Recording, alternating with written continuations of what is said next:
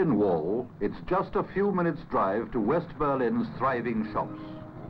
From Britain, 3 hours by air, a day by sea and road or rail across another wall. But neither distance nor the tariff wall is preventing more than £800 million worth of British goods from finding their way onto common market counters. It's all part of a £1,700 million a year trade with Europe as a whole. That represents over 2/5 of Britain's total exports.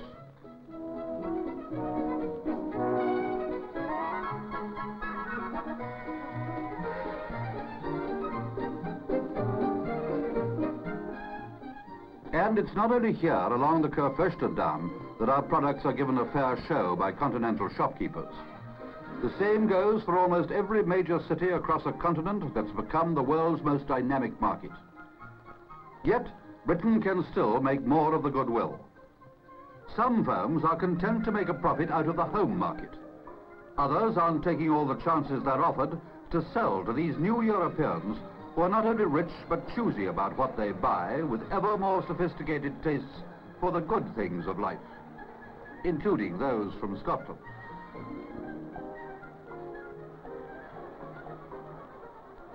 In the vast trading area that is Europe today, on this side of the Iron Curtain live some 350 million people, twice as many as in America, 1.5 times as many as in Russia. Nearly half are in the common market area, and since talks for her entry were broken off, Britain has been seeking ways to jump the wall. Another 95 million are in the area covered by the European Free Trade Association, EFTA, a trading bloc known as the Outer Seven, of which Britain, with her home market of 53 million, is a member sharing tariff advantages with her partners.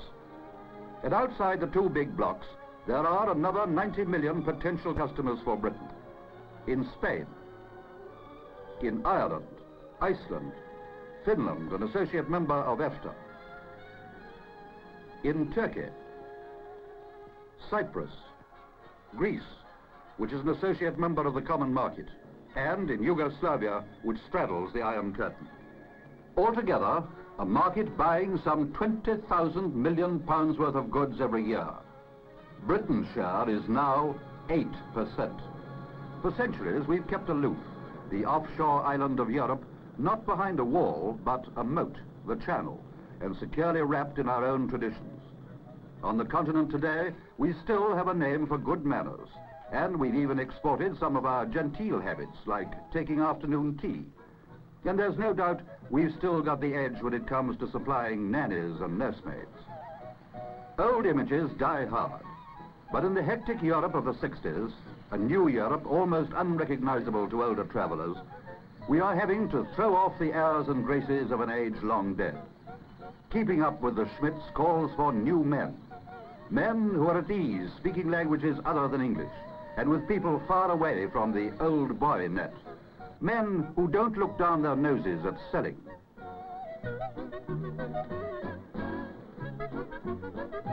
Today's export salesman is a specialist who knows his way around a world that, well, just isn't British. In the fast lanes of modern Europe, some things British have no trouble keeping pace. This Jaguar man has found a way of proving it too, on this stretch of Autobahn, whenever there are competitors to pass. The hard sell, at 100 miles an hour plus.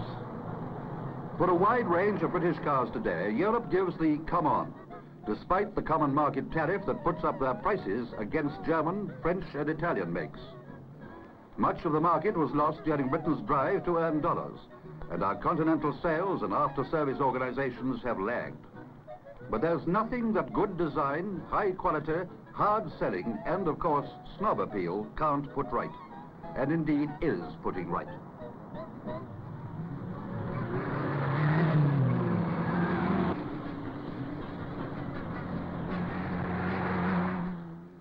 For some industries, group selling has worked wonders. From selling £60,000 worth of carpet to Germany in 1956, our carpet makers worked up to £1 million rollout 5 years later. And these days, no continental home seems complete without British toys to keep the children out of mischief. Toys to the value of more than £750,000 found their way in 1 year into the traditional country of toy makers. For the first time, our toy exports to Germany have exceeded our imports from the Germans. While some British businessmen haven't yet become export-minded, here's one man who not only took a good hard look at the continent, but moved in quickly and extended his packaging firm to Munich. In 2 years, it's grown steadily, and there's no mock modesty about the boss's claim that they can pack anything engineers make for transport anywhere in the world. One way of showing British firms the way in Europe is by organizing British weeks in the major continental cities. Send British bobbies, buses and berries, they say, and showing the flag takes care of itself. But many British weeks have been haphazard and amateurish. They've built up an interest in Britain, certainly, but they haven't been spectacularly successful in selling British goods. Now, British weeks are being given a new look, more in keeping with the times. A purpose geared to the hard sell, rather than just to the promotion of a national image. There'll be bobbies, buses and berries, as here in Munich, and Lord Mayors and even pop singers besides, but the accent will be on sales of British goods. And 50 British industries will join with the government, which will carry the main costs in a series of city weeks in Europe. We've learned there's nothing non-EU about piping up in the marketplace.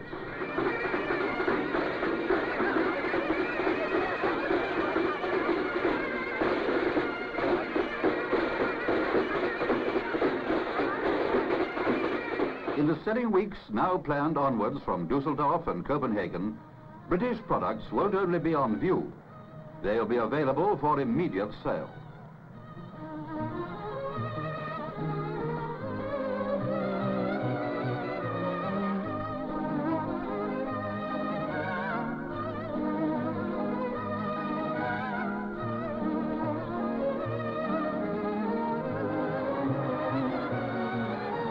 Behind the window displays, there'll be stocks. Behind the ceremonial outfits, supplies of ready-mades for men and women.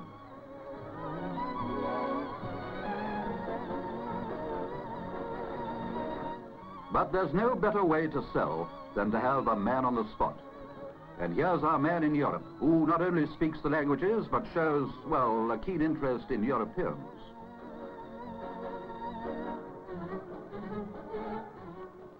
Britain still has far to go in her drive into the continent, but there are unmistakable signs she's learning fast about the art of selling.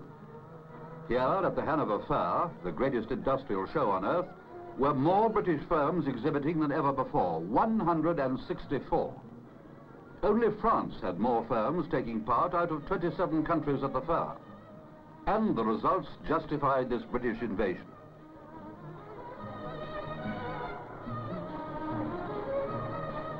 Many firms, including those making mechanical handling machines, found new outlets, even in the German market.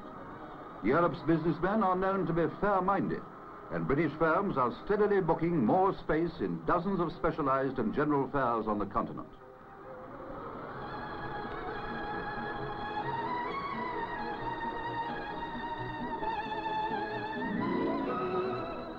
Here, too, group selling is paying off, with the help of official backing.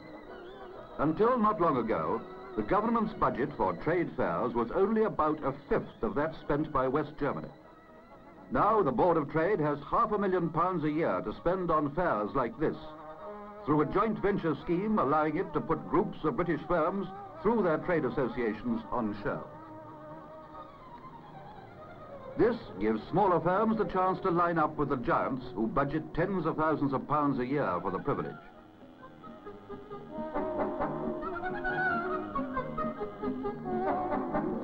For the salesman working continental Europe, life can be a succession of flights between capitals, delayed planes, long spells away from home, and 6 a.m. starts. Not to mention late nights in such hives of industry as Paris traditionally offers.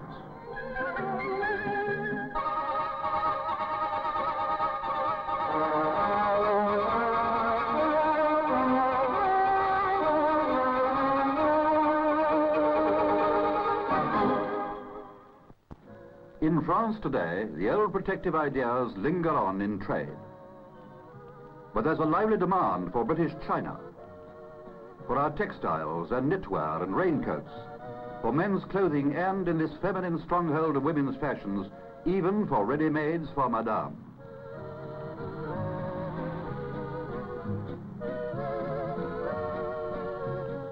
And here at least is a bit of old England where you won't get done for parking. In Paris, indeed all the way from Calais to Constantinople, whiskey is a runaway tipple.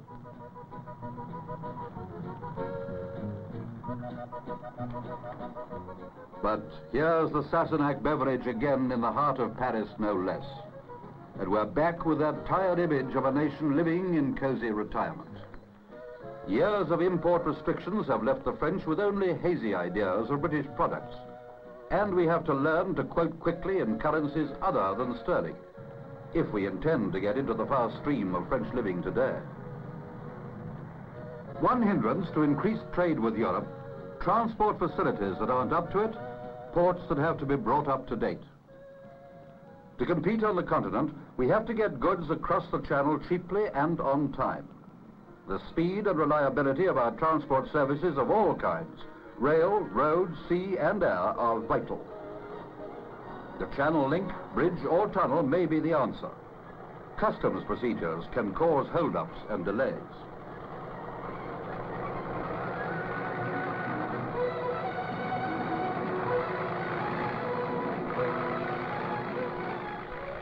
For Britain at the moment, the heart of the movement towards freer trade in Europe must be here in Geneva, the home of international organizations, including the European Free Trade Association.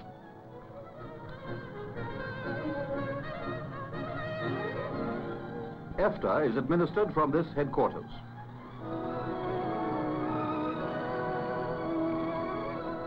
Its Secretary General, Frank Figures, is British. Its aims: to promote economic growth in the area, to ensure fair competition, to see that raw materials produced in the area are properly distributed, to help world trade to expand. This offers great opportunities, as these countries are buying more than £550 million worth from Britain each year, of which the important Scandinavian nations bring more than 400 million.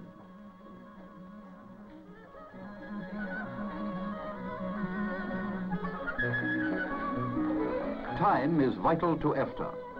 By 1967, it plans to have wiped out all import tariffs and quotas between its members. Small countries like Switzerland tend to concentrate on making only a limited range of higher-priced goods. They're important to Britain because of the wide variety of goods they must import, but competition is severe. And some Swiss shops haven't been passing on the EFTA tariff savings. But British furniture has found a way in. And one firm that never sold a stick in Switzerland was in business here, once it decided to fly its products straight from the factory. To the time-conscious Swiss, delivery dates are vital, as are frequent contacts. And though there have been criticisms in the past, they're now buying more British cars in place of continental models.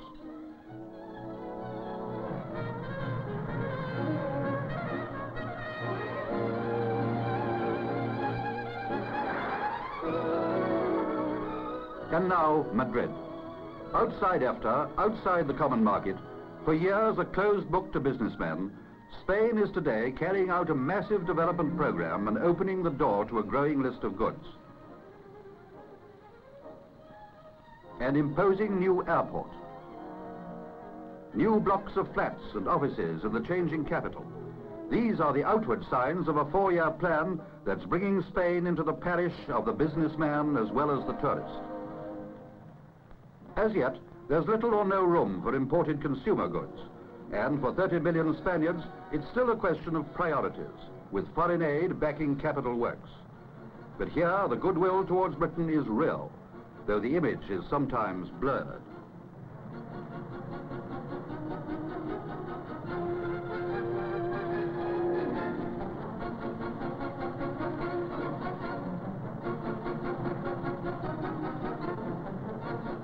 For exporters, the gain in Spain can be found in the vast building program. Major projects by the score with their need for heavy gear, heavy generating plant and the like. British firms have lost some of this business because of a mistaken Spanish belief that Britain won't guarantee credits for more than 5 years. Yet, the country is Britain's relatively fastest growing European market, today worth more than £60 million a year and still expanding.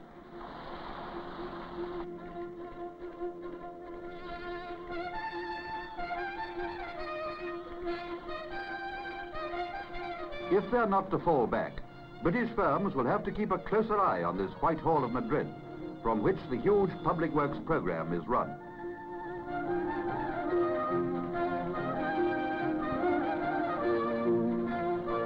With a tourist industry now pulling in some 5.5 million visitors a year, Spain is seeing to her communications.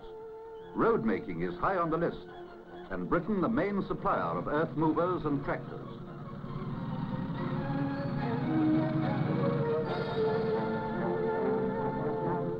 Spain today is a commercial magnet, and competition's hot from France, America, Germany and Italy.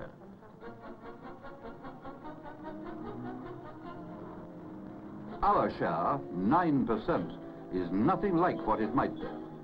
But we can get on the right tracks here, as this British loco shows. Its engine is by a famous firm which now has an associate company in Barcelona. A move that suits a developing land seeking partners able to invest and manufacture inside the country. And other British railway engines will be operating in Spain. Another was sold for service in the northern part of the country by a salesman who moved fast to lay on a demonstration for the railway chiefs. And in Bilbao, 20 locos are being built by a Spanish firm to a British design with British engines and transmission.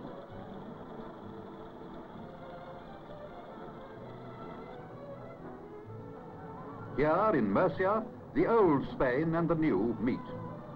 A canning factory that fits into the pattern of industrialization of a country that's leaned heavily in the past on its production of fruit. Apricots, part of a fruit crop that includes oranges and lemons, grapes and pomegranates.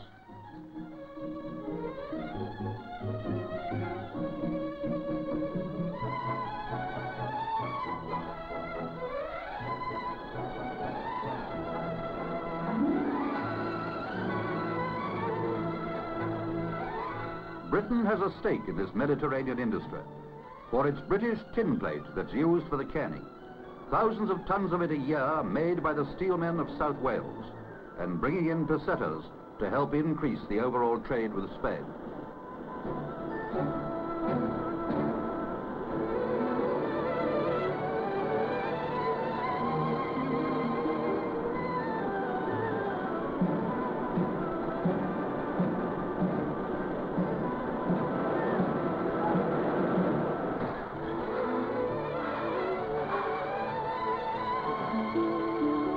And here's something with a double role in the opening up of Europe, the British caravan. In helping Europeans to explore a continent, it's become a bestseller for Britain, a success that owes a lot to market research.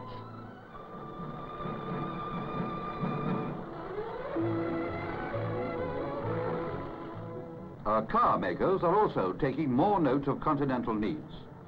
And from British industry, the trades unions and Whitehall, has been formed the Export Council for Europe, meeting here regularly in London to increase Britain's share of European trade, under the chairmanship of Sir William McFadden. Well, gentlemen, our figures for the current year to date are certainly encouraging.